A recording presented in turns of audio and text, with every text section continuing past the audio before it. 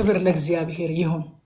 ለቃሉ ታማኝ ለሆነው እግዚአብሔር ክብር ይሁንለት። እግዚአብሔር ለእስራኤል ቤት ከተናገረው መልካም ነገር ሁሉም ተፈጸመ እንጂ ምንም አልቀረ። ስለዚህ ከምዕራፍ 19 ጀምሮ ያለውን እናያለን። አም ሶ ኤክሳይትድ። እንደምታውቁት ድካሜ ሁሉ ይለቀኛል። በቃ በጣም ኤክሳይትመንት ያገኘኛል ልክ የእግዚአብሔርን ቃል መነጋገር ስንጀምር ማለት ነው። ሃሌሉያ። ኢያሱ ምዕራፍ 19 እንግዲህ እግዚአብሔር የሰጠው የተስፋ ቃል ለእያንዳንዱ ነገድ ሲፈጸም ነው የምናየው አይደለ? ለእያንዳንዱ ነገር ተፈጸመ። ከዛ ደግሞ ሁሉም ነገዶች ርስታቸውን ወረሱ። ትላንትና ምን ብለን ነበረ?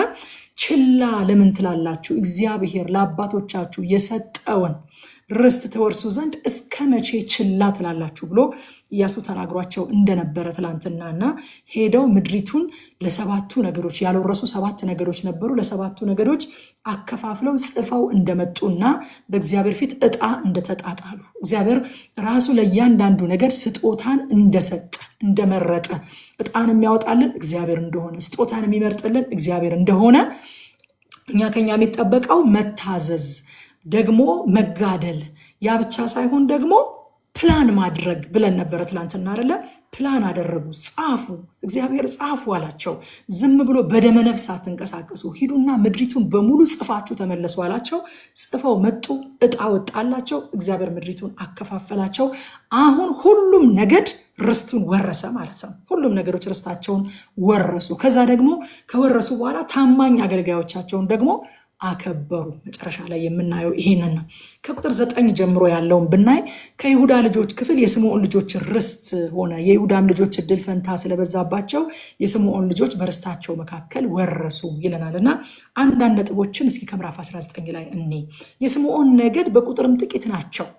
እንደ ይሁዳ ነገድ አይደሉም። ይሁዳ በጣም ብዙ ነው። ይሁዳ በጣም ብርቱ ነው። የስምዖን ነገድ ግን በቁጥር ጥቂት ስለሆኑ ደካማ ስለሆኑ ዙሪያቸውን ይሁዳ ከቧቸው በመካከል ሰፈሩ። ምን አይነት ፒክቸር ነው! ደስ አይልም? አስቡት። በቁጥር ጥቂት የሆነ ደግሞም ደካማ የሆነ አንድ ነገድ አለ። በቁጥር ደግሞ የበረታና የበዛ ሌላ ይሁዳ የሚባል ነገድ አለ። ስለዚህ ምን አደረጉ? በመካከላቸው አሰፈሯቸው ማለት ነው። ደካማዎቹን ጥቂቶቹን በመካከላቸው አሰፈሯቸው። ይሁዳ በቁጥር ብዙ ነው፣ በኃይል የበረታ ነው። ስምዖንን መክበቡ አንዱ የሌላው ጠባቂ መሆኑን ያሳያል ማለት ነው። አያችሁ፣ የበረታው የደካማው ጠባቂ ነው። የበዛው የጥቂቱ ጠባቂ ነው። ያደገው የታናናሾች ጠባቂ ነው ማለት ነው። ስለዚህ ይሁዳ ስምዖንን ከቦ ነው የሰፈረው ማለት ነው።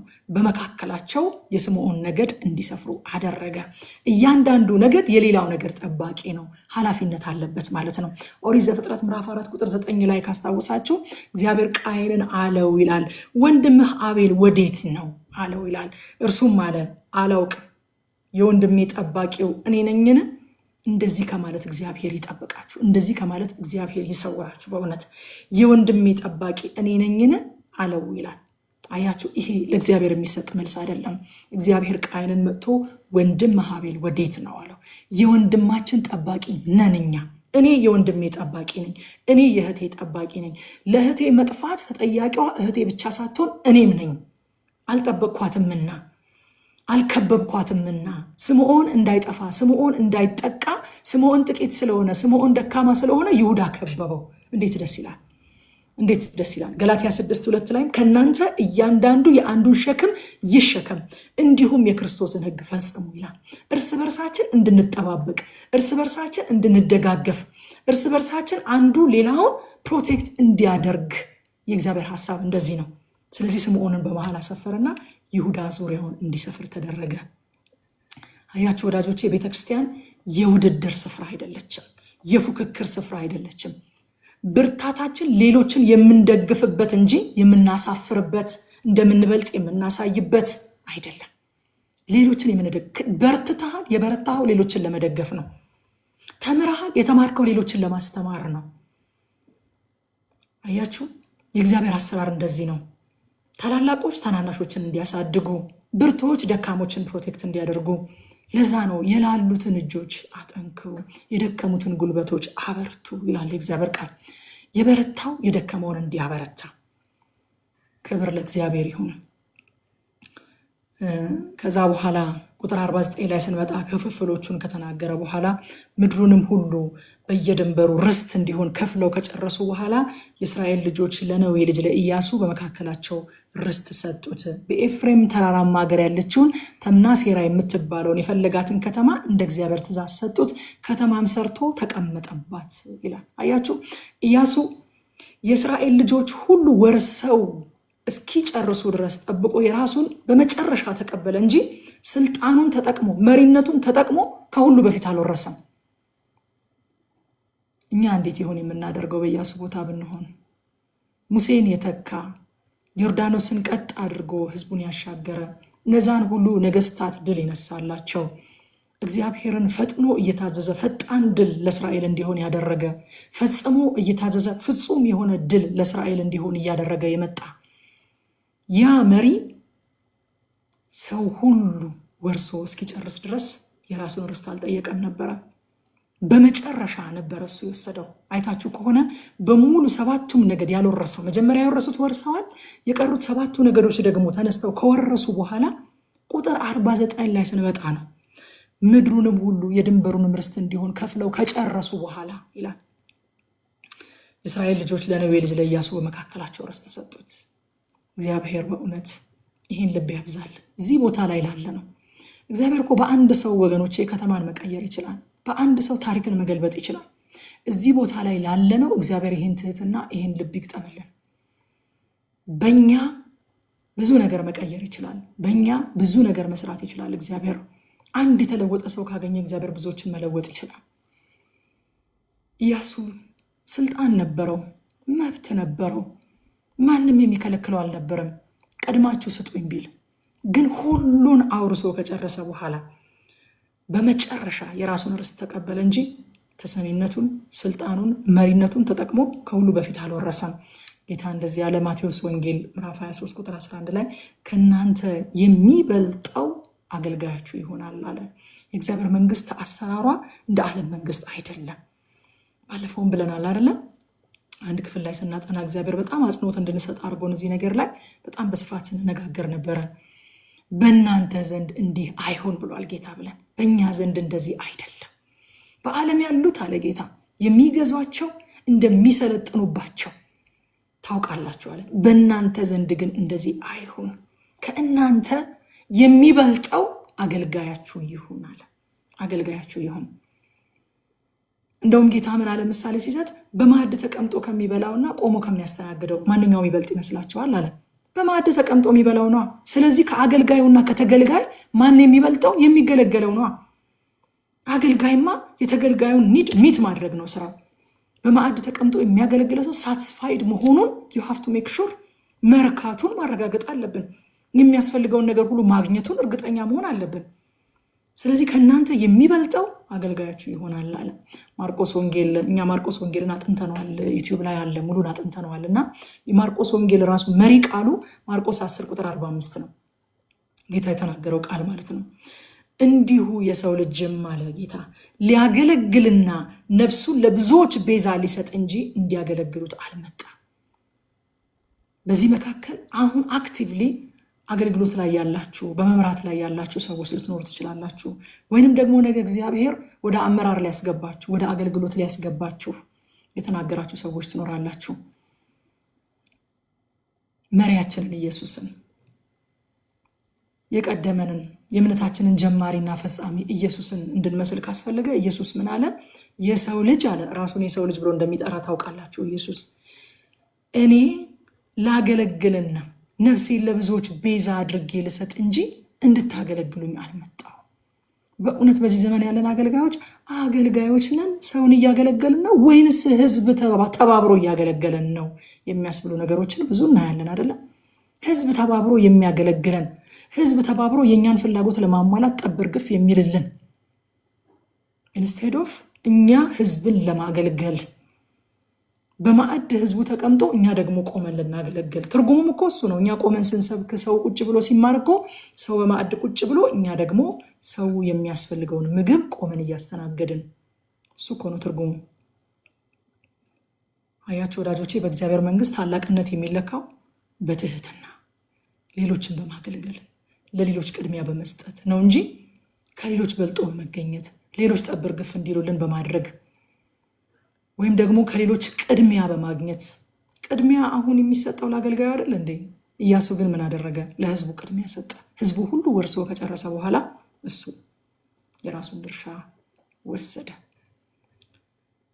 እና በእግዚአብሔር መንግስት ውስጥ እንደዚህ ነው አሰራሩ። ህግ ቀይረናል፣ ህገ መንግስት ቀይረናል፣ አገር ቀይረናል፣ ንጉስ ቀይረናል። በድሮ ህግ አንተዳደርም፣ በድሮ ስርዓት አንመራም። አሁን ስርዓት ተቀይሮልናል። መሪዎችን ብንሆን፣ አገልጋዮችን ብንሆን፣ ፊት ቀዳሚዎችን ብንሆን ለምንመራው ህዝብ ቅድሚያ የምንሰጥ፣ የምንመራውን ህዝብ ዝቅ ብለን የምናገለግል እንደ ኢያሱ የህዝቡን ደህንነት፣ የህዝቡን መመገብ፣ የህዝቡ ፍላጎት መሟላት ከተረጋገጠ በኋላ የራሳችንን የምንወስድ እግዚአብሔር ያድርገን።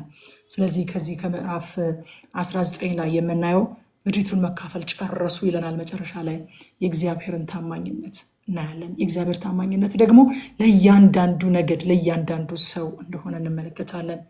ደካማው ብርቱ ሊደግፍ እንደሚገባ፣ ይሁዳ ስምዖንን እንደከበበ፣ ታላላቆች ታናናሾችን የማሳደግ ኃላፊነት እንዳለባቸው፣ ሰዎች ከእግዚአብሔር ቤት ሲወጡ ጣታችንን ወደ እነሱ ጠቁመን ይሄው እኔ በፊትም አውቄው ነበረ፣ በፊትም ብዬ ነበረ፣ የዚህ ልጅ ነገር በፊትም አላማረኝም ነበረ፣ የእሷ ነገር እኮ እንዲህ ስትል ነበር ይበቃኝ፣ ይሄ ልጅ እኔ በፊትም አላመንኩትም ነበረ፣ ይሄው እንዳልኩት ባክ አደረገ፣ ይሄው እንዳልኩት የምንል ሳንሆን ደካማውን የምንከብ፣ የደከመውን የምናበረታ፣ ጥቂት የሆነውን ብዙ የሆነን የምንከብ እግዚአብሔር ያድርገን። ደካማው ብርቱ ሊደግፍ ይገባል። እግዚአብሔር ደግሞ ታማኝ አገልጋዮቹን ያከብራል። እውነተኛ መሪ ደግሞ የህዝቡን ጥቅም ያስቀድማል። ከምዕራፍ 19 ይህንን እናያለን። ወደ ምዕራፍ 20 ስናልፍ ምዕራፍ 20 እንግዲህ ስለ ምህረት፣ ስለ ፍርድ፣ ስለ መማፀኛ ከተሞች የተሰጠን ትእዛዝ ነው የምናገኘው። መማፀኛ ከተሞችን አይተናል ከዚህ ቀደም እግዚአብሔር ለሙሴ ሲሰጠው፣ ትእዛዙን ሲሰጠው፣ ስርዓቱን ሲሰጠው ስለ መማፀኛ ከተሞች በደንብ ተመልክተናል። እና ያንን የመማፀኛ ከተሞች ሀሳብ ሆነው አልቀሩም። እውነትና ምህረት የሚኖሩባቸው እነዚህ ከተሞች ለበቀልና ለፍርድ መቸኮል ሳይሆን እውነትና ምህረት የሚኖሩባቸው እነዚህ ከተሞች እግዚአብሔር አስቧቸው ለሙሴ ተናግሯቸው ሐሳብና ንግግር ሆነው አልቀሩም። እግዚአብሔር የተናገረው ነገር ሁሉ የሚፈጸም ስለሆነ እንዲገነቡ አሁን ደግሞ እግዚአብሔር ትእዛዝ ሰጠ። በፊት ለሙሴ ነግሮታል የመማፀኛ ከተሞች እንደሚያስፈልጉ፣ አሁን ደግሞ እንዲገነቡ። አያቸው፣ እግዚአብሔር ተናግሮ በንግግር የሚያስቀር አምላክ አይደለም። አስቦ በሐሳብ የሚያስቀር አምላክ አይደለም። የተናገረውን የሚፈጽም አምላክ ነው እና ሐሳቡ ነው አልቀሩም። እንዲገነቡ እግዚአብሔር ትእዛዝ ሰጠ። የመማፀኛ ከተሞች የኢየሱስ ምሳሌዎች ናቸው ብለናል አይደለ? ሳያውቅ የበደለ፣ ሳያውቅ ሰውን የገደለ ሮጦ የሚሸሸግባቸው፣ ከበቀለኛው እጅ የሚያመልጥባቸው፣ ከጥፋቱ የተነሳ ሊደርስበት ከሚገባው ቅጣት የሚያመልጥባቸው ከተሞች ናቸው። ያ የመማፀኛ ከተማ የኢየሱስ ጥላ ነው ብለናል። እኛ ዛሬ ሊደርስብን የሚገባ ቅጣት እንዳይደርስብን ሮጠን የተሸሸግንበት ያመለጥንበት ከተማችን ኢየሱስ ነው ብለናል። ኢየሱስ ክርስቶስ እንደሚመጣ እግዚአብሔር ገና ዘፍጥረት ምዕራፍ 3 ላይ ተናገረ። ንግግር ሆኖ አልቀረም፣ ኢየሱስ መጣ። የመማፀኛ ከተሞችም ሐሳብ ሆኖ አልቀሩም፣ ንግግር ሆኖ አልቀሩም። እንዲገነቡ እግዚአብሔር ትእዛዝ ሰጠ። እግዚአብሔር ከተሞቹ ለበቀልና ለፍርድ ስፍራ የላቸውም። ፈጥነው የሚፈርዱ አይደሉም። ይልቁንስ እውነትና ምህረት ተስማምተው የሚኖሩባቸው ከተሞች ናቸው። ኢየሱስ ነው አይደል? ያ ከተማ እውነትና ምህረት የተስማሙበት፣ እውነትና ምህረት የተስማሙበት ከተማ። ከተማውም እርሱ ነው፣ ካህኑም እርሱ ነው ብለናል ከዚህ በፊት ስናጠና። የተቀባው ካህን፣ ዋናው ካህን ያለበት ያ ከተማ፣ ወንጀለኛው፣ ጥፋተኛው፣ የበደለው ሰው የገደለው ሰው ሮጦ ወደዛች ከተማ ሲሸሸግ የተቀባው ካህን ያለበት ከተማ ውስጥ እስካለ ድረስ ምንም አይነት ጉዳት አይገጥመው፣ ምንም አይነት ጉዳት አይደርስበትም። ከዚያች ከተማ ወጥቶ ከተገኘ ግን ጉዳት ይደርስበታል። በክርስቶስ ውስጥ እስካለን ድረስ ጉዳት አያገኘንም፣ በቀለኛው አያገኘንም ብለን ነበረ። ደግሞም ካህናችንም እሱ ራሱ ስለሆነ፣ ከተማውም እሱ፣ ካህኑም እሱ፣ ካህናችንም እሱ ራሱ ስለሆነ ያ ሰው ነፃ ወጥቶ ከዚያች ከተማ ወደ ርስቱ የሚመለሰው ያ የተቀባው ካህን ሲሞት ብቻ ነው ብለን ኢየሱስ ክርስቶስ ስለሞተልን፣ የተቀባው ካህን ዋናው ሊቀ ካህናችን ስለሞተልን ወደ ርስታችን እንደተመለስን ይህንን ተነጋግረን ነበረ ከዚህ በፊት። ዕብራውያን ምዕራፍ 6 ከ17 እስከ 18 ስለዚህም እግዚአብሔር የተስፋውን ቃል ለሚወርሱ ፈቃዱ እንደማይለወጥ አብልጦ ሊያሳያቸው ስለፈቀደ እግዚአብሔር ሊዋሽ በማይቻል በሁለት በማይለወጥ ነገር ብሎ በፊታችን ያለውን ተስፋ ለመያዝ ለሸሸን ለኛ ብርቱ መጽናናት ይሆንልን ዘንድ በመሐላ በመካከል ገባ ይላል። አያችሁ፣ ለሸሸን የሸሸነው ወደ ኢየሱስ ነው። ለኛ ብርቱ መጽናናት ይሆንልን ዘንድ በመካከል በመሐላ ገባ ይለናል። ዕብራውያን 4:15 ደግሞ ከኃጢአት በቀር በነገር ሁሉ እንደኛ የተፈተነ ነው እንጂ በድካማችን ሊራራልን የማይችል ሊቀ ካህናት የለንም ይላል። ከተማችንም እሱ ነው የሸሸንበት፣ ካህናችንም እሱ ነው የሚራራልን። በድካም ሁሉ የተፈተነ ከኃጢአት በስተቀር እንደኛ በነገር ሁሉ የተፈተነ ሊቀ ካህናችን እሱ ነው። ያለን ሊቀ ካህን የማይራራ አይደለም። ለምን? ከኃጢአት በስተቀር በነገር ሁሉ እንደኛ የተፈተነ ነው። ከተማችን ነው፣ ካህናችን ነው ኢየሱስ። ስለዚህ ከተማው ተሰርቷል፣ ካህኑም ሞቷል፣ ኃጢአተኛው አርነት ወጥቶ ወደ ርስቱ ተመልሷል። ሃሌሉያ! ይሄ የኛ ታሪክ ነው። ቁጥር 4 ላይ ከነዚህ ከተሞች ወደ አንዲቱ ይሸሻል ይልና በከተማይቱ በር አደባባይ ቆሞ በከተማይቱ ሽማግሌዎች ጆሮ ነገሩን ይናገራል። እነርሱም ወደ ከተማይቱ ይቀበሉታል፣ የሚቀመጥበትም ስፍራ ይሰጡታል ይላል። አያችሁ፣ ሀብታም ቢሆን ድሃ ቢሆን ትልቅ ቢሆን ትንሽ ቢሆን ወደዚያች ከተማ መሸሽ ይችላል። ቅድመ ሁኔታ የለም ወደዚያች ከተማ ለመሸሽ። ወደዚያች ከተማ መሸሽ የሚችሉ ሰዎች እከሌ እከሌ እከሌ ናቸው ተብሎ በሆነ በሶሻል ስታተስ፣ በእውቀት፣ በገንዘብ በምን አልተቀመጠም። ማንኛውም ሰው ወደዚያች ከተማ ሸሽቶ ሲገባ ምን ያደርጋሉ? የከተማው ሽማግሌዎች ይቀበሉታል፣ የሚቀመጥበትንም ስፍራ ይሰጡታል። እግዚአብሔር እንደዛ ነው ያደረገው። ወደ ክርስቶስ የሚሸሹትን፣ ወደ ክርስቶስ የሚሮጡትን፣ የኢየሱስን ስም የሚጠሩትን፣ የጌታን ስም የሚጠራ ሁሉ ይድናል እንደሚል መጽሐፍ ቅዱስ ማለት ነው። የጌታን ስም የሚጠሩትን ሁሉ ያለ ልዩነት ይቀበላል፣ ስፍራም ይሰጣቸዋል። ለዚህ ነው አይሁድ የለም፣ ግሪካዊ የለም፣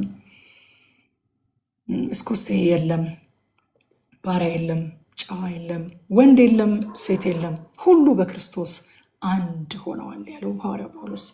ወንድ ቢሆን ሴት ቢሆን፣ ባሪያ ቢሆን ጨዋ ቢሆን፣ አይሁዳዊ ቢሆን ግሪካዊ ቢሆን፣ ሀብታም ቢሆን ድሃ ቢሆን፣ የተማረ ቢሆን ያልተማረ ቢሆን የጌታን ስም የሚጠራ ሁሉ ይድናል። ወደዚች ከተማ ሮጦ የሸሸ ሁሉ ሽማግሌዎቹ ይቀበሉታል፣ ስፍራም ይሰጡታል እንደሚል የኢየሱስን ስም ጠርቶ የሸሸ ሁሉ፣ የኢየሱስን ስም ጠርቶ የጌታን ስም ጠርቶ ያመለጠ ሁሉ ወደ ከተማው ወደ ኢየሱስ ሲገባ፣ ወደ ካህኑ ወደ ኢየሱስ ሲመጣ እግዚአብሔር ይቀበለዋል፣ ደግሞም በአካሉ ውስጥ ስፍራ ይሰጠዋል። የከተማው ሽማግሌዎች ይቀበሉታል፣ ደግሞም ስፍራ ይሰጡታል። የሚቀመጥበት ይቀበላቸዋል ብቻ አይደለም፣ እግዚአብሔር ተቀብሏቸው የሆነ ጥግ ላይ ያኖራቸዋል አይደለም፣ የምትኖሩበት ስፍራ ይሰጣቸዋል።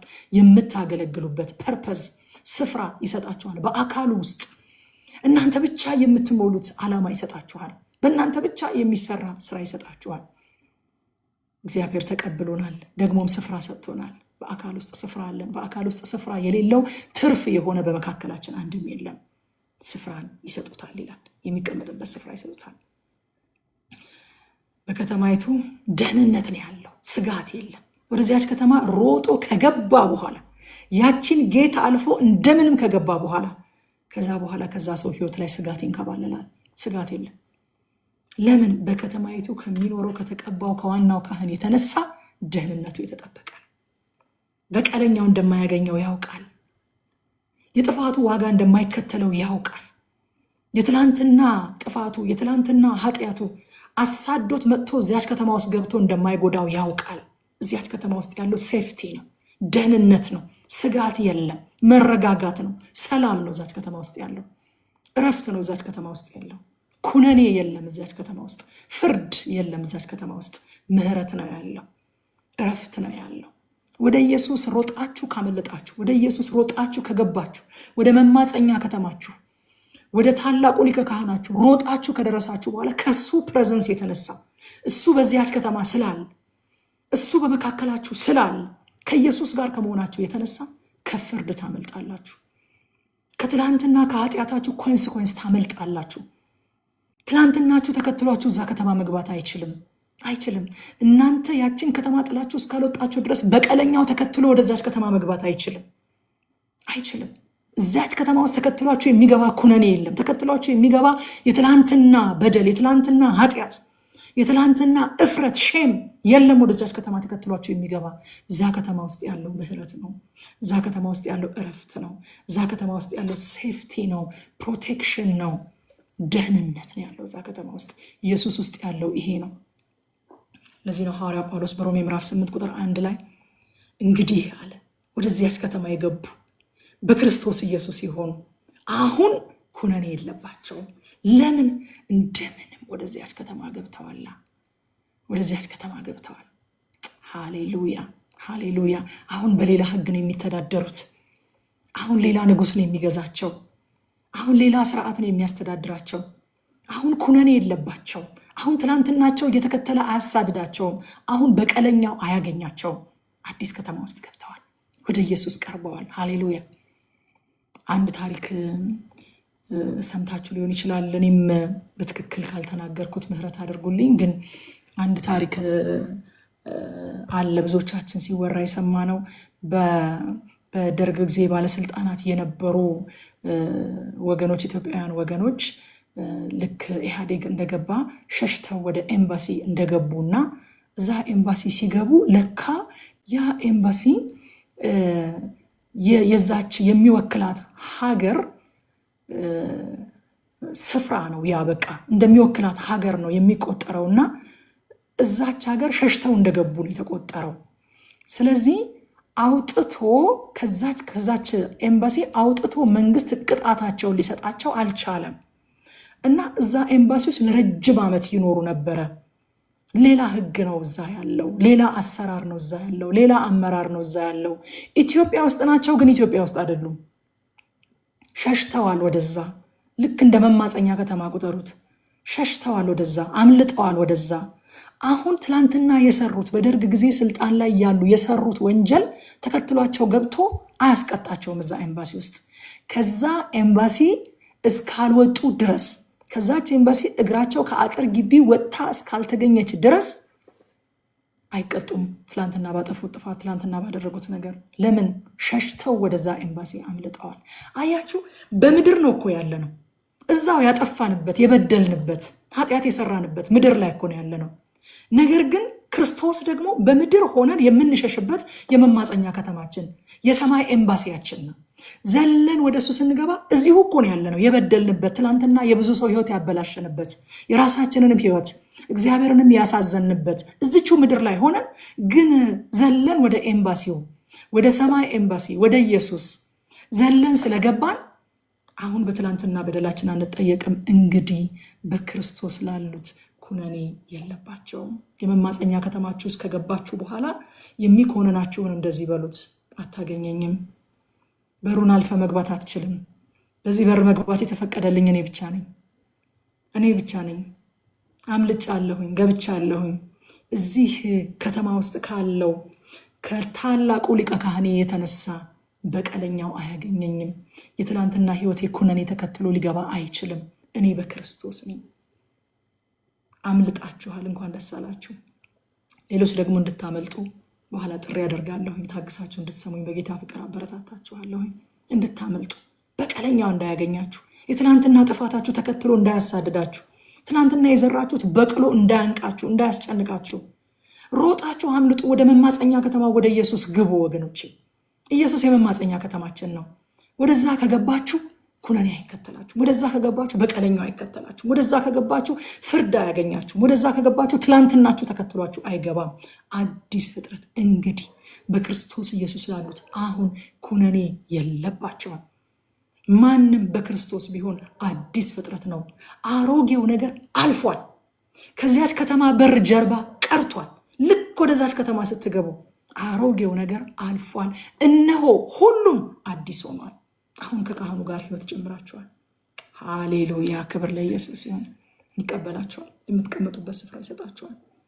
ተቀብሎ ደግሞ እንደ መጻተኛ አይደለም፣ እንደ ባለ ሀገር፣ እንደ ቤተሰብ፣ ከአካሉ ብልቶች እንደ አንዱ ስፍራን ይሰጣችኋል። ፐርፐዝ ይሰጣችኋል።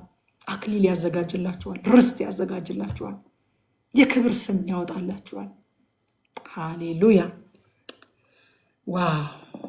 ኢየሱስ ከተማችን፣ ኢየሱስ ካህናችን፣ የክርስቶስ አካል የሆነችውን ቤተክርስቲያን ታዲያ ወዳጆቼ የበቀልና የፍርድ ሳይሆን የደህንነት፣ የእረፍት፣ የሰላም ስፍራ መሆን አለባት። ክርስቶስ የመማፀኛ ከተማችን ነው።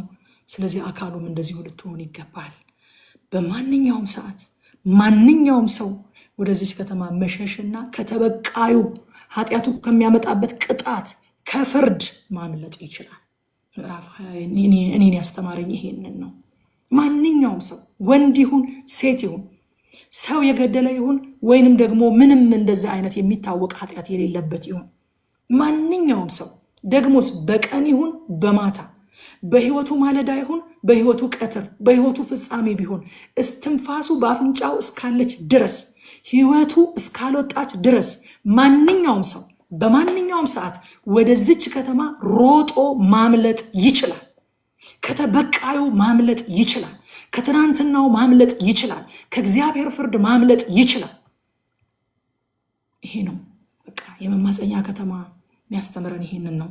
ወደዚህ ከተማ እንኳን ደህና መጣችሁ። የመጣችሁ ያልገባችሁ ደግሞ ዛሬ ይዘላችሁ እንድትገቡ በኋላ ጥሪ ያደርጋለሁ። ልጸልይላችሁ ፈልጋለሁ። ታግሳችሁ እንድትሰሙ እለምናችኋለሁ። ምዕራፍ 21 ላይ ስንመጣ የሌዋውያን ድርሻን ይናገራል። ምዕራፍ 21 እንዳያችሁት ሌዋውያን እንደሌላው ነገድ ለራሳቸው የተለየ ርስት አልተሰጣቸውም። እግዚአብሔር እርሱ ራሱ እኔ ነኝ ርስታቸው ብሎ ስለነበረ ማለት ነው።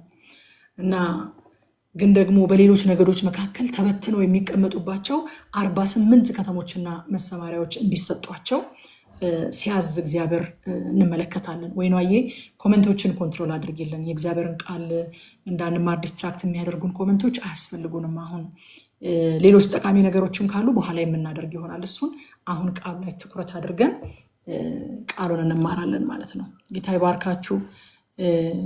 እንደዚህ ስናገር በፍቅር እና በትህትና ይጠቅመናል ብላችሁ ስለምትቀበሉ እግዚአብሔር ይባርካችሁ። እና በሌሎች ነገዶች መካከል ተበትነው የሚቀመጡበት 48 ከተሞችና መሰማሪያዎችን እንዲሰጧቸው እግዚአብሔር ሲያዝና ያለን እዚህ ቦታ ላይ ማለት ነው። እና የእግዚአብሔርን ሕግ የሚያስተምሩ ስለሆኑ ብለናል አይደል? ከዚህ በፊት ሌዋውያንን ለምንድን ነው እግዚአብሔር ከህዝቡ ተለይተው ለብቻቸው የሚቀመጡበት ርስት ያልሰጣቸው? ለምን አልሰጣቸውም? እነሱ ናቸው የእግዚአብሔርን ሕግ የሚያስተምሩት። እነሱ ናቸው እግዚአብሔር ለህዝቡ የተናገረውን ነገር የሚያሳስቡት። እነሱ ናቸው የእግዚአብሔርን ክብር የሚሸከሙት፣ የእግዚአብሔርን ህልውና የሚሸከሙት። ስለዚህ በህዝቡ መካከል እንደ መብራት ይሆናሉ እንጂ ለብቻቸው ተገንጥለው አይቀመጡ። ብርሃንን አብርቶ ከእንቅበታችን የሚያኖረው አለ ወይ? ያለ ጌታ እኮ አይደለም። ነገር ግን ከፍ ባለ ስፍራ ላይ ያስቀምጡታል ለቤቱ ሁሉ እንዲያበራ። አያችሁ፣ ሌዋዊ ተገንጥሎ ብቻውን የሆነ ቦታ ላይ የሆነ ሰፈር የሆነ ከተማ ሰርቶ መቀመጥ የለበትም። ወደ ጨለማው ሄዶ ማብራት አለበት። የእግዚአብሔር ቃል ብርቅ ወደሆነበት ሄዶ የእግዚአብሔርን ቃል መናገር አለበት። የእግዚአብሔርን ክብር ተሸክሞ በሰዎች መካከል መንቀሳቀስ አለበት። ስለዚህ በመካከላቸው በእያንዳንዱ ነገድ መካከል ከተሞች እንዲሰጧቸውና እዛ መካከል እንዲቀመጡ አደረገ። ለምን ከተባለ ሕጉን የሚያስተምሩ የእግዚአብሔርን ክብር የሚሸከሙ እንደመሆናቸው በህዝቡ መካከል እንደ መብራት እንዲሆኑ እንጂ ለብቻቸው ተገንጥለው እንዲቀመጡ እግዚአብሔር ስላልፈቀደ። የእኛም ታሪክ ይሄ ነው ወዳጆች። አንደኛ ጴጥሮስ ምዕራፍ 2 ቁጥር 9 እናንተ ግን ከጨለማ ወደሚደነቅ ብርሃኑ የጠራችሁን የእርሱን በጎነት እንድትናገሩ ተሰብስባችሁ የሆነ ቦታ እንድትቀመጡ ሳይሆን የሆነ በቃ ዓለምም አይነካኝም እኔም ዓለምን አልነካም፣ ዓለም እንዲያረክሰኝ አልፈልግም፣ እንደዚህ እንዲሆን አልወድም ብለን የሆነ ቦታ ተሰብስበን እንድንቀመጥ ሳይሆን የእርሱን በጎነት እንድትናገሩ የተመረጠ ትውልድ፣ የንጉሥ ካህናት፣ ቅዱስ ሕዝብ፣ ለርስቱ የተለየ ወገን ናችሁ። በጎነቱን እኮ የምንናገረው ባልሰሙ ሰዎች መካከል እየኖርን ነው። አይደለም እንዴ? በሰሙ ሰዎች መካከል እኮ አይደለም። እኔም ብርሃን አንተም ብርሃን እኔ እናንተ አብረን ብንቀመጥ ምንድነው ጥቅሙ? ምንድነው የምታበራልህ ለኔ? ምንድነው ማበራልህ ላንተ?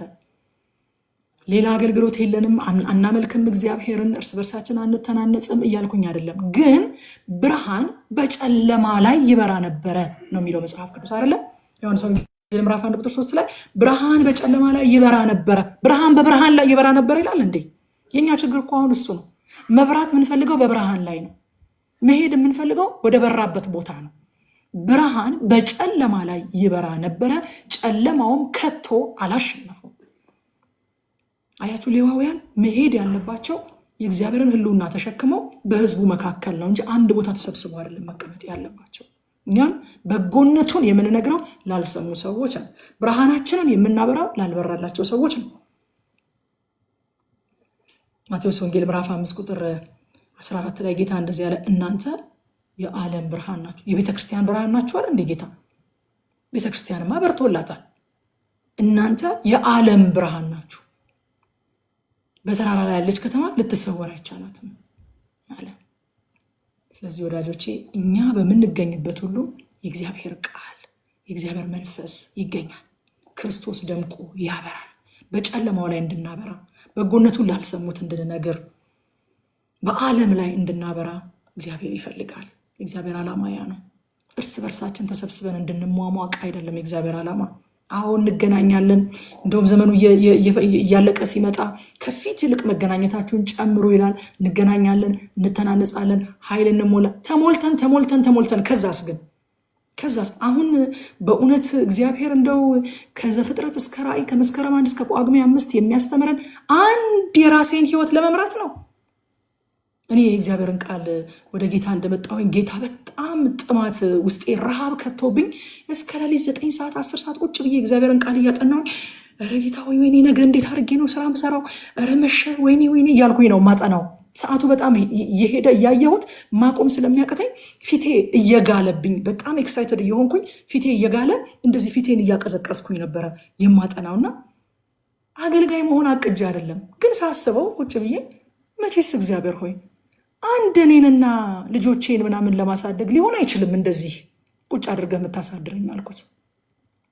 ሊሆን አይችልም። ወደፊት የሆነ ያየኸው አዝመራ የሆነ ያየኸው ነገር መኖር አለበት እንጂ ለአንድ ለእኔ ኢትስ ቱ ማች። አንድ የኔን ህይወት ለመምራት ኢትስ ቱ ማች። አንድ የኔን ልጆች ለመምራት ኢትስ ቱ ማች አልኩኝ። በቃ አያችሁ ወዳጆቼ፣ ከዘፍጥረት እስከ ራእይ ከመስከረም 1 እስከ ጳጉሜ 5 እግዚአብሔር እንደዚህ ጊዜ ሰጥቶን እድል ሰጥቶን ቁጭ አድርጎ የሚያስተምረን ከሆነ ለአንድ ለነፍሳችን ኢትስ ቱ ማች፣ ከሚያስፈልገው በላይ ነው ለአንድ ለነፍሳችን። እግዚአብሔር ያየው ነገር አለ። አሜን። ያየው ነገር አለ። አሁን እናንተ እንደዚህ ቁጭ ብላችሁ በትጋት መማራችሁ አጋጣሚ ይመስላችኋል? አጋጣሚ እኮ አይደለም። ያችኑ ቤታችሁን ለማስተዳደር ያችኑ ስራችሁን ለመስራት ይመስላችኋል? እችኑ አንድ ህይወታችሁን ለመምራት ይመስላችኋል? አይደለም። በዓለም ላይ እንድታበሩ እግዚአብሔር ይፈልጋል። ለብዙዎች እንድትተርፉ እግዚአብሔር ይፈልጋል። አንድ ቀን ሊመነዝረው እኮ ነው እግዚአብሔር እናንተ ውስጥ ዲፖዚት እያደረገ ያለው አሁን። ስለዚህ አይብዛባችሁ። በቃ ቱማች መስሎ አይታያችሁ። እንዴ አበዛሁት እኔስ አሁንስ እንዴ ቀን እንትን ጸሎት ሄድኩኝ ከዛ ደግሞ ማታ እንደዚህ የእግዚአብሔር ቃል ማለት እግዚአብሔር በቃ ለወደፊት ሲያዘጋጃችሁ የሆነ ያስቸኩላችኋል። ዮሴፍን አስቸኩሉት ይሌለ ወደ ንጉሱ ጋር ሊወስዱት አስቸኩሉት፣ ያስቸኩላችኋል እግዚአብሔር። ጊዜ እንደሌለው ሰው ያስቸኩለኝ ነበር። ጊዜ እንደሌለው ሰው በቃ ከሰኞ እስከ እሁድ ድረስ በቃ መንፈሳዊ ኮሚትመንት ውስጥ አስገብቶ ያስቸኩለኝ ነበር እግዚአብሔር። ግን የሆነ ነገር ይገባል። ግልጽ የሆነ ነገር ባይኖረኝም የሆነ ነገር ይገባኛል። ጌታዊ ለአንድ ለኔ አይደለም እቺ ሰኞ እንደዚህ፣ ማክሰኞ እንደዚህ፣ ሮብ እንደዚህ፣ ሐሙስ እንደዚህ እያልኩኝ እሁድ እንኳን ከቸርች ከወጣን በኋላ እዚህ ውስጥ እነ ሄላዬ ካሉ ያውቃሉ። እሁድ ቸርች ፕሮግራም ካለቀ በኋላ ጌልጌላ የሚባል የጸሎት ህብረት ነበረን። ምሳ በልተን ወደ ጌልጌላ ሄደን ደግሞ እስከ ማታ እንጸልይ ነበር። አያችሁ እግዚአብሔር የዛን ጊዜ በቃ ውስጣችንን እያስቸኮለ ውስጣችንን ግድ እያለው ዝም ብሎ ዲፖዚት ያደርግ ነበረ።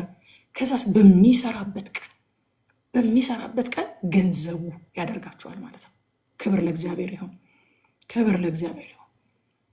ስለዚህ ወዳጆቼ እንድታበሩ ይፈልጋል እግዚአብሔር። ለአንድ ለእናንተ አይደለም እንደዚህ እያተጋችሁ ያለው፣ ለአንድ ለእናንተ አይደለም። ሰው እኮ በእሁድ ስብከትም እኮ የሚኖር ሰው አለ አይደለም? መኖር ከተባለ በእሁድ ስብከትም የሚኖር ሰው አለ። እንደዚህ የሚያተጋችሁ ግን እግዚአብሔር ለትውልድ ስለሚፈልጋችሁ ነው። ይህንን በማወቅና ይህንን በመረዳት ልባችሁ ሳይደከም እስከ ፍጻሜ እንድትሄዱ ዛሬ አበረታታችኋለሁ።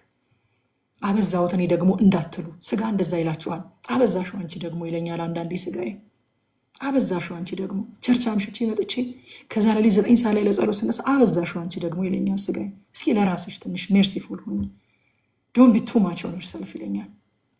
አይደለም እያዘጋጀኝ ነው እግዚአብሔር፣ እያዘጋጀኝ ነው በሉት። እንደዛ ሲላችሁ እያዘጋጀኝ ነው። ምንድን ነው አንተ ደግሞ ቸርች አልክ፣ አሁንስ አበዛኸው፣ በቀን እንዴት ይሆናል ይሏችኋል ሰዎች። በቀን ማታ እግዚአብሔርን ቃል ማታ እንዴት ይሆናል ይሏችኋል። እግዚአብሔር እያዘጋጀኝ ስለሆነ ነው በሉት። ለስጋችሁም እንደዛ በሉት፣ ለሚጠይቃችሁም እንደዛ በሉ። እግዚአብሔር እያዘጋጀኝ ነው፣ ሊመነዝረኝ ነው፣ ወርዛችሁን እየጨመረው ነው፣ ዋጋችሁን እየጨመረው ነው፣ የሆነ ውድ ነገር ሊገዛባችሁ ነው። እናንተ የእግዚአብሔር አካውንት ናችሁ። ዲፖዚት እያደረገ ነው እግዚአብሔር እናንተ ላይ። ስጋማ አይፈልግም። ስለዚህ ልናበራ ስለሆነ ጥሪያችን እግዚአብሔርን ቃልና እግዚአብሔርን መንፈስ ይዘን በጨለማው ላይ በጎነቱን ወዳልሰሙት ልንሄድ ስለሆነ ጥሪያችን አልበዛም። በቃ ዛሬ ይህንን ይዛችሁ ብትሄዱ ይበቃኛል። እኔ አልበዛም ሲሏችሁ፣ አዎ አልበዛም። እግዚአብሔር ሊሰራ ከሚወደው ነገር ጋር ሲነጻጸር አልበዛም። እግዚአብሔር በእኔ ሊታደግ ካለው ትውልድ ጋር ሲነጻጸር አልበዛም። በቃ ዛሬ ይህንን ቃል ይዛችሁ ብትሄዱ እንዴት ደስ ይለኛል መሰላችሁ። አልበዛም ይሉኛል። እኔ አሁን እንግዲህ አገልጋይ መሆኔ ለይቶ ራሱ አልበዛም የሚሉኝ ሰዎች አሉ። አልበዛም፣ ቀን እንደዚህ ታደርጊያለሽ፣ ኒቆዲሞስ ሾው አለ፣ ቲቶ ጥናት አለ፣ የግል ህይወትሽ አለ፣ ሌሎች ፕሮጀክቶች አሉ፣ እንደገና ደግሞ ይሄ በቀን ያለ የመጽሐፍ ቅዱስ አልበዛም የሚሉኝ ሰዎች አልበዛም። በቃ ዛሬ ይሄንን እንይዛለን። በቃ እግዚአብሔር አንዳንድ የሚሰጠን ቃል አለ አይደለ? አልበዛም። ጌታ ይመስገን። እና እግዚአብሔር እንደተናገረው እስራኤል ምድሪቱን ወረሷት፣ ተቀመጡባት፣ አሳረፋቸው። ማንም ሊቋቋማቸው አልቻለም። ሃሌሉያ! እንዴት ደስ ይላል። በቃ እግዚአብሔር ልክ እንደተናገረው አደረገ። ምን አደረገ? እስራኤልን ምድሪቱን ወረሷት፣ ደግሞ ወርሰዋት ተቀመጡባት። ከዛስ አሳረፋቸው። ደግሞ ተቀምጠውባትም አሳረፋቸው። ከዛስ ማንም ሊቋቋማቸው አልቻለም። የእግዚአብሔር በረከት እንዴት ሙሉ ነው! እንዴት ያስደስታል! ቁጥር 45 ላይ እግዚአብሔር ለእስራኤል ቤት ከተናገረው መልካም ነገር ሁሉ ተፈጸመ እንጂ ምንም አልቀረም። ወዳጆቼ ሁሉም ይፈጸማል። እናንተ ብቻ ችላ አትበሉ። ችላ በማለታቸው ምክንያት ትላንትና 7 ነገድ ሳይወርስ መቻነሰኝ እንደምንልኛ በባህላችን አለ እችኑ መቻነሰኝ ብለው 7 ነገድ ሳይወርስ ሴትል አድርገው እግዚአብሔር ካላቸው በታች ለሆነ ነገር ሴትል አድርገው ተጠጋግተው ቁጭ ብለው ነበር። ትላንትና ግን እግዚአብሔር በኢያሱ አልፎ በሴሎ ሲሰበሰቡ ምን አላቸው? ወደ ህልውናው ሲመጡ እግዚአብሔር ለአባቶቻቸው የሰጠውን ምድር ለመውረስ እስከ መቼ ችላ ትላላችሁ? እግዚአብሔር እኮ ሰጥቷቸዋል። እስከ መቼ ችላ ትላላችሁ? እኛ ችላ አንበል እንጂ እኛ በህልውና ውስጥ እየተገኘን እግዚአብሔር የሚናገረንን የሚያሳስበንን ለማድረግ ክንዳችንን እናበርታ እንጂ እንታዘዝ እንጂ አቅደን ልክ አቅደው ጽፈው ከሱ ጋር እንደወጡ ደግሞም እግዚአብሔር እጣቸውን እንደወሰነላቸው እኛ ለዚህ የተዘጋጀን እንሁን እንጂ እግዚአብሔር ለእያንዳንዳችን ከተናገረው መልካም ነገር ሁሉ ይፈጸማል እንጂ አንድም አይቀርም። አይገርማችሁም? እኛ ችላ እስካላለን ድረስ ችላ ባለማለታቸው የዘገየ ነገር ነበረ። ባለመታዘዛቸው ያልገቡ ሰዎች ነበሩ። ነገር ግን እግዚአብሔር ከተናገረው ነገር ሁሉም ከመልካም ነገር ተፈጸመ እንጂ አንድም አልቀርም። በቃ ለራሳቸው እንደዚህ በሉ፣ እግዚአብሔር ለኔ ከተናገረው መልካም ነገር ሁሉም ይፈጸማል እንጂ አንድም አይቀርም። ስለዚህ ችላ አልልም። ስለዚህ እታዘዛለሁ። ስለዚህ ከእግዚአብሔር ጋር እስማማለሁ። ዲቮትድ እሆናለሁ። ሰሬንደር አደርጋለሁ። ሁሉ ተፈጸመ እንጂ አንድም አልቀርም። አያችሁ ወዳጆቼ፣ ብዙ ጦርነት ነበረ፣ ብዙ መውደቅና መነሳት ነበረ። ነገር ግን እግዚአብሔር የተናገረው መፈጸሙ አልቀረም። በብዙ መውደቅ መነሳት ልናልፍ እንችላለን። በብዙ ውጊያ ውስጥ ልናልፍ እንችላለን። አይዋጉህም አላለንም? የእግዚአብሔር ቃል ይዋጉሃል ብሎናል። እንደውም በጣም የሚገርማችሁ ነገር ሊዋጉህ ይችላል እንደማይል ታውቃላችሁ? ሊዋጉህ ይችላል እንኳን አይደለም የሚለው ይዋጉሃል። በቃ ይሄንን እወቅ። ይዋጉሃል፣ ይዋጉሻል። በቃ አሁን አም ቴሊንግ ዩ ይዋጓችኋል። ነገር ግን እረዳህ ዘንድ እኔ ካንተ ጋር ነኝና አያሸንፉህም። ሃሌሉያ። ውጊያ ነበረ። እስራኤል ያለ ውጊያ ያለ ሰልፍ አልወረሰም። ትላንትና ብለናል። የኛ ነገር ሁሉ በሰልፍ ነው። ሁሉን በሰልፍ አስለቀቁ ነው የሚለው። አይዋጓችሁም አላላቸውም እግዚአብሔር። ይዋጓችኋል። መውደቅ መነሳት አለ። እስራኤል ሲወድቁ ሲነሱ ነበረ። መውደቅ መነሳት የለም አልላችሁም። መንገዱ አባጣ አለው፣ ጎርባጣ አለው፣ ሸለቆ አለው፣ ተራራ አለው፣ ድካም አለው፣ ብርታት አለው። አንዳንድ ሰሞን በጣም በርትተን እግዚአብሔርን በህይወታችን እናከብራለን። አንዳንድ ሰሞን ደግሞ ስጋችን በርትቶብን ልንደክም እንችላለን።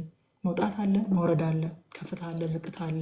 የለም ብላችሁ ስትደክሙ ልባችሁ ወድቆ ወጥታችሁ ትሄዳላችሁ። አለ የምንበረታበት ጊዜ አለ፣ የምንደክምበት ጊዜ አለ። እግዚአብሔር ያንን ሁሉ እያወቀ ነው ይጠራን። ስትመለስ ወንድሞችን አጽና እንዳለው ጴጥሮስን ማለት ነው። እንኳን ስንወጣ ስንመለስ አይቶ ነው የሚጠራን እግዚአብሔር። ከፍታ አለ፣ ዝቅታ አለ፣ ይዋጉናል፣ ጦርነት አለ፣ ተግዳሮት አለ። ነገር ግን እግዚአብሔር የተናገረው መፈጸሙ አይቀርም። ለምን? የተናገረው እግዚአብሔር ነው። የተናገረው ራሱን ታምኖ ነው። እኔን ተማምኖ አልተናገረ እግዚአብሔር። የጠላቴን ደካማ ጎን አይቶ እሱን ተማምኖ አልተናገረ እግዚአብሔር። ራሱን ታምኖ ነው የሚናገረው። ስለዚህ የተናገረው ነገር ይፈጸማል። ሁለተኛ ቆሮንቶስ ምዕራፍ 1 ቁጥር 20 ላይ ሐዋርያ ጳውሎስ እንደዚህ ያለ፣ እግዚአብሔር ለሰጠው የተስፋ ቃል ሁሉ አዎን ማለት በእርሱ ነውና፣ ስለዚህ ለእግዚአብሔር ስለ ክብሩ በእኛ የሚነገረው አሜን ደግሞ በእርሱ ነው። አዎንና አሜን፣ አዎንና አሜን ነው እግዚአብሔር የተናገረው ነገር። ስለዚህ ከዚህ ምዕራፍ የምናየው ወዳጆቼ፣ መንገዱ አልጋ ባልጋ ባይሆንም ፍጻሜው ግን ድል መሆኑ አያጠራጥርም። በህዝቡ መካከል የምንኖረው ቃሉና መንፈሱ ከህዝቡ እንዳይርቅ፣ በቃ ፐርፐዝ አለን፣ ከህዝቡ እንዳይርቅ ነው። እግዚአብሔር የተናገረው ሁሉ በእግዚአብሔር ጊዜ መፈጸሙ አይቀርም። ትልቁ ርስታችን ደግሞ ራሱ እግዚአብሔር ነው። ክብር ለኢየሱስ ይሁን።